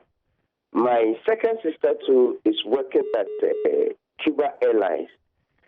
You see, in the world population, I think that the women are more than the men.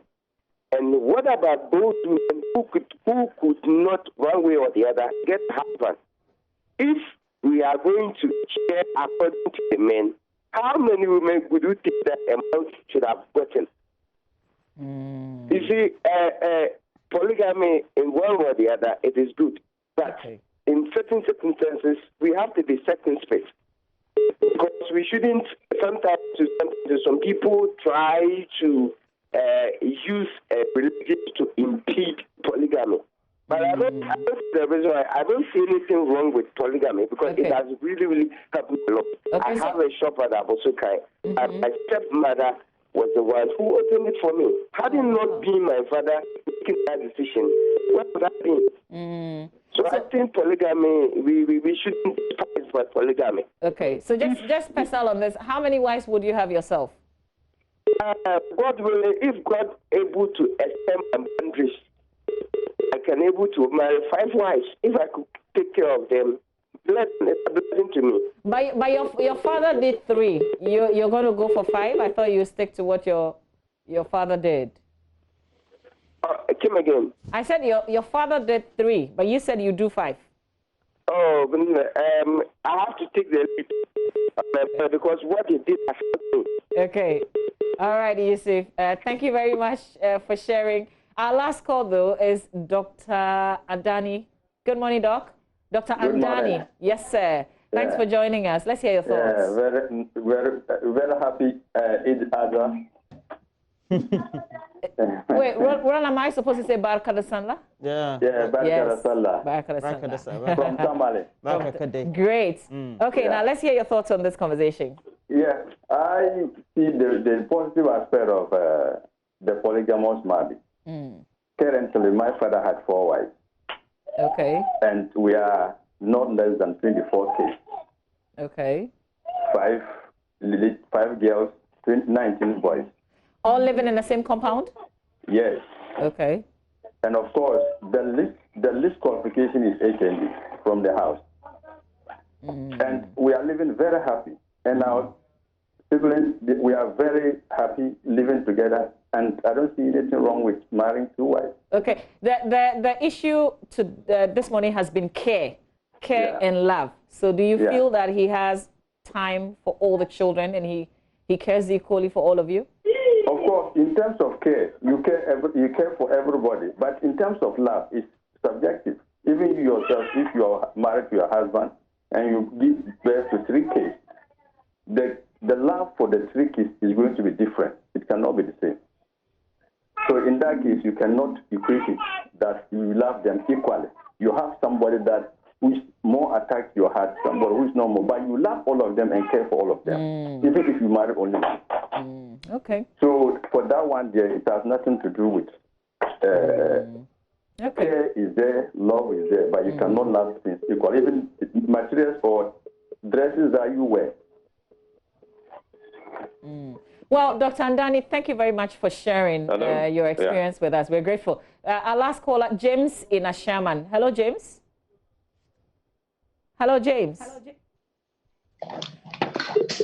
Okay, we seem to have lost James there. Okay, that's it for the calls for now. Let's take your thoughts before we wrap up. Guys, Merita, Elisha, and Prince. Merita? Yeah, Mama V, I would like to refer to Dr. Andani's statement, the last caller. He talked about the husband loving someone more than the other, but as for the care, he gives all of them. I beg to differ on that, because it is out of the love that you have that you give the care. And so if you have 4 wives and you love one more than the other 3, it is going to show in how you give the care. It is going to show in how you give the care. Although on the surface it looks like all the children are happy, I'd like to say that not all children have the same needs. There are some children that require more love and more attention out of these 24. But if you are talking about care in terms of just providing and just being around, you don't have time to individually know these children and to be able to provide their needs. So this is one of the many disadvantages of polygamy, being able to provide equal care and ideally loving all of them the same way. We are human. By all means, in this setup, you are inevitably going to love one of them more than the other, and it is going to tell in how you take care of the children. Okay. All right. Well said. Yes. Well said. Thanks a lot. Let's hear from Elisha. Okay. Unfortunately, more guys called. I was expecting to see ladies, but more guys spoke. And actually, I believe if a lady had called, she would have spoken decently. Actually, polygamy always, I believe it always favors the guys. It's more advantageous to the guys than the ladies. And yeah, most of these ladies go into it because I believe it's lack of options and because we have more guys and some of them financial difficulty. But I believe if ladies have the financial power and they have more options, I don't think any lady will venture into polygamy. So it's something for the guys, and yeah, that's what I think. Okay. Prince, have you changed your mind based on everything that you've heard? And Mama V, I'm never changing my mind on this issue. And you know, from what I got from most of the callers, I realized that a couple of them, I think almost all of them, were hitting much on the challenges on polygamous relationships or marriages. But you know, we shouldn't forget the fact that it is a human institution, okay? And every human institution is bound to face challenges. And as I said earlier, it is not everybody that can handle certain challenges. Polygamy is not for everybody. I said earlier, it is calling. It is not everybody that can venture into such a thing. It's like a manager, okay? We have managers that handle smaller ventures and managers that can handle bigger ones. So let's take polygamy as a bigger venture. A bigger venture in the sense that, as I said earlier, if you are not psychologically strong, people say this is not all about money. Even if you have psychological strength, you have the physical strength, and you don't have the financial strength, you can still not make it. And my brother was making points about the ladies not having options and all those things. Sometimes it is not about somebody a lady entering into a polygamous marriage because of money. It is just out of something he sees about the man. A polygamous man can be able to manage women better than somebody who is managing just one. You understand? It all depends on the personal qualities of the individuals involved. And as we all know, what we see here in the society, in Ghana here, what we can relate to, it is mostly the men having more women. And when you see, if you're a woman, I'm advising all women, if you have any man in picture and the man is very good, taking good care of his home, has more than one wife or even has one, and he is ready and the home is wailing. And the lying fact is the home is wailing because, you know, for a man or a woman in a relationship to come out and say, I'm adding more, he is already in partnership. So he must be in unison, in agreement with whoever he's in partnership with.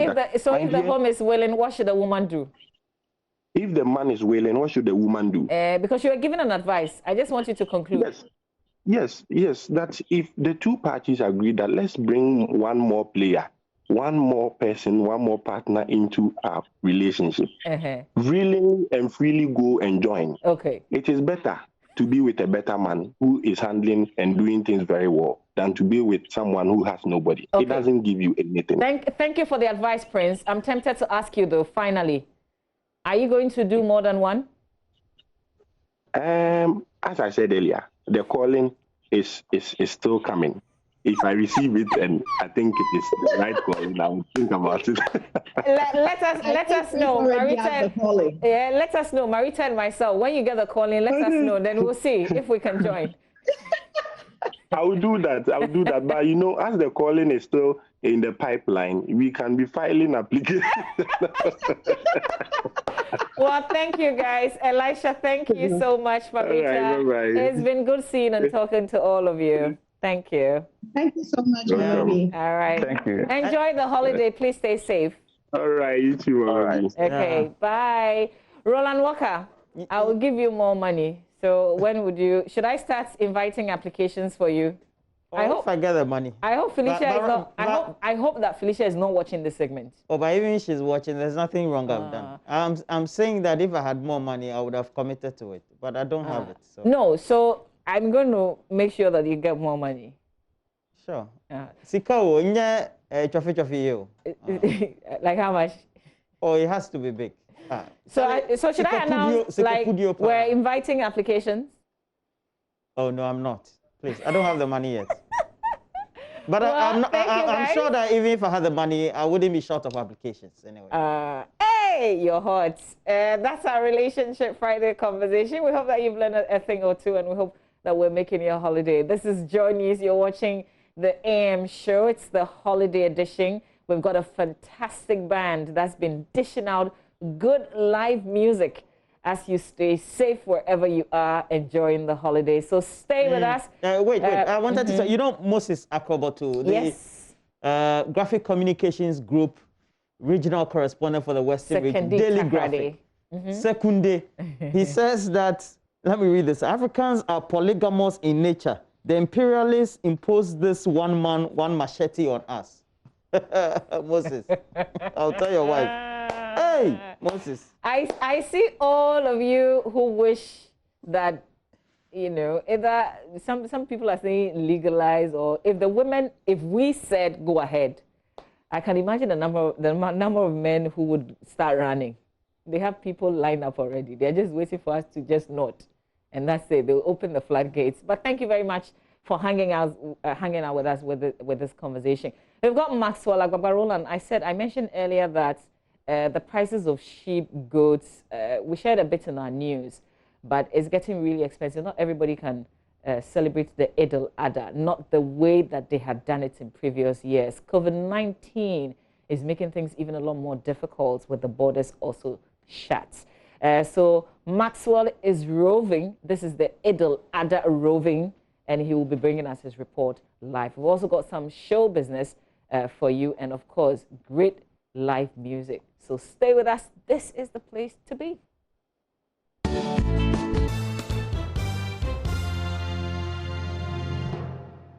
And you can hear the music and the result from the background, and it's from Frankie and the Elite Band.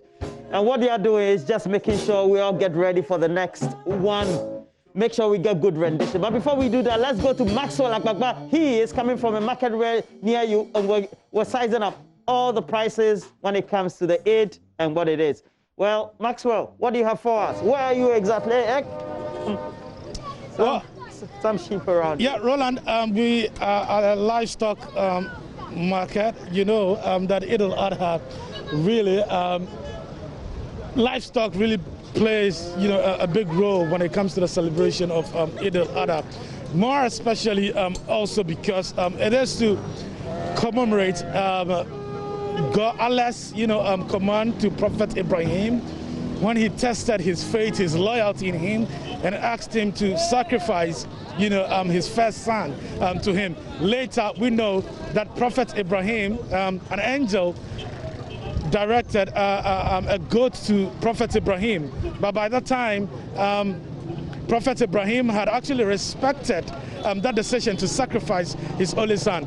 Now he didn't have to sacrifice his only son, but a goat was directed to him, and he had to sacrifice, that goat. So if you're celebrating and commemorating Eid al-Adha, livestock plays an important role.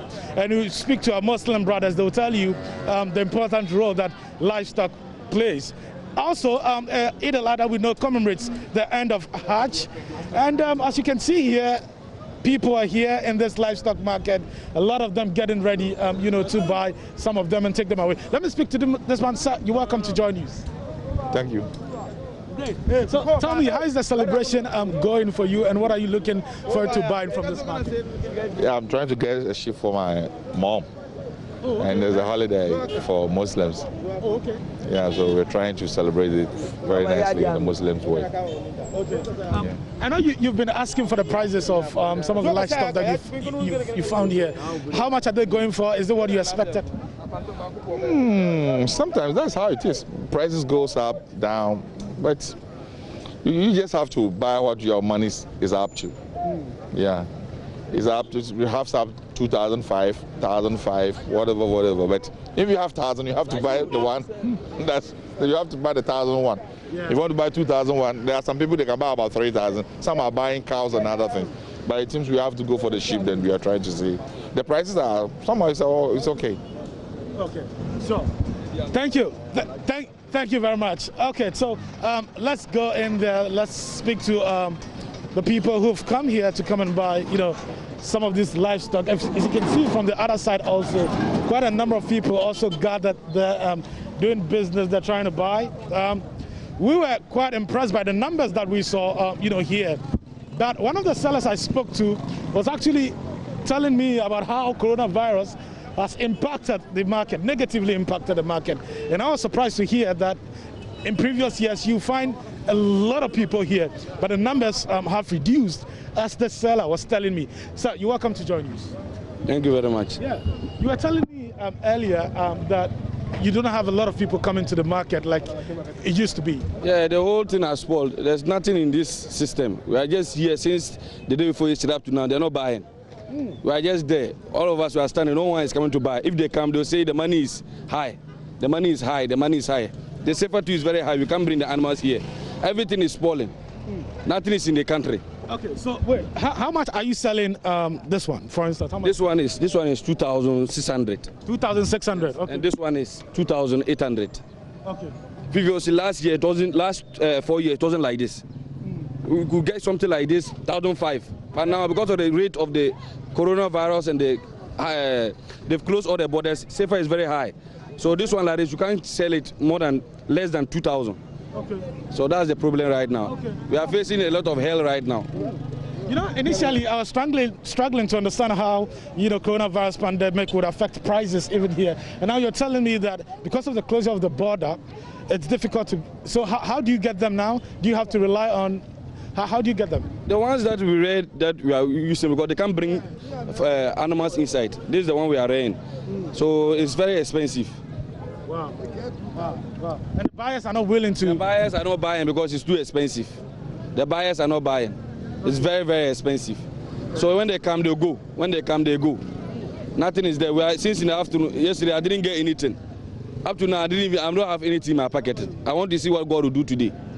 Wow. That is our biggest challenge right now. Wow. Thank you very much. What's your name again? Rashid. Thank you very much, Rashid. Let me speak to your brothers. Let me speak to you. Sir, what's your name? Aruna Imoru. Okay. Your brother is telling me that the market is not really too good like you've seen in previous years. It's true. The market is not good.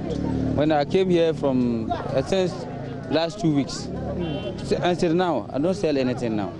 Wow. You see them? Nobody is buying it. But I see a lot of people driving here. Some of them have parked their vehicles. Going like that, they will come and stand and ask it, but we won't buy.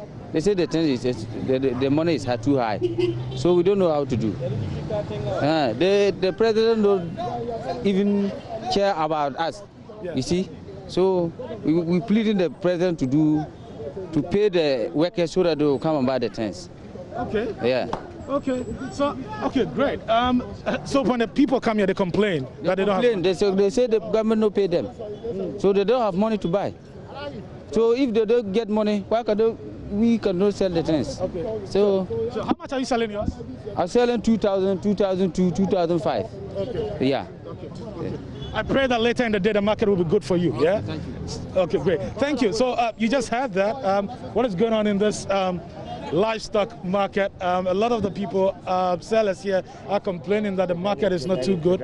You can see a lot of the sellers in here. They're saying the people come, but really they're not willing to spend as much as 2,000 on what they are selling here.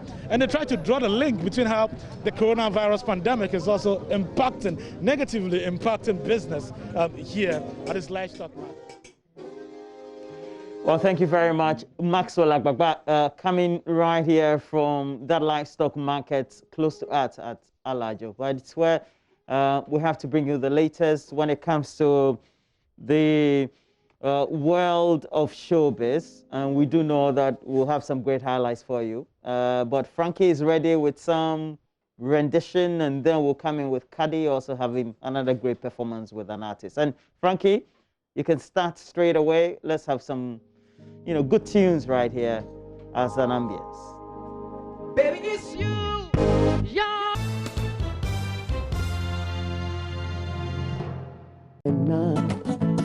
Me frewa bro, yeah. Gas my issue, what do you me high? Am I a big way? Who don't need high? Me frewa bro. See, I've been searching for a long time, searching for the right one, but I found none like you.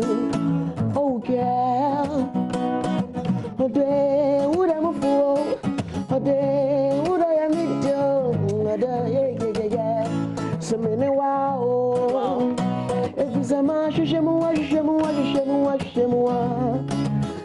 me the animal. Send me the animal. Okay.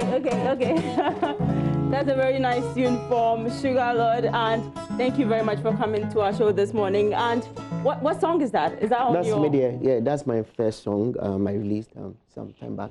It's called Media. Which year? Which year did you release? Oh, in February. Last year? Or... No, this year. This year? This year. That's February. your first song? Yeah, that's my first song. So how many songs do you have out? I have 3 songs out now. Media, Caro, and then the latest one released just about 4 days ago, Shakara. Does it feature anyone? No. Just you? Yeah, just and me. Then Media too, just you? Yeah, just... No, okay, well Media, Poster Boy is on Media. Okay. Yeah, Poster Boy is a rapper. He did something on Media, yeah. All right, so we are going to be having an intensive interview with Sugar Lord, which I'll be playing next week. We're talking about a lot of things with Create Concept and his plans of having an album and how his whole music is going to go. But for now, let us enjoy more music from Sugar Lord. You can just play more music for us now. Okay. So I'll play Shakara for you. Yes, that's your latest that's song. My latest one. So. Yeah.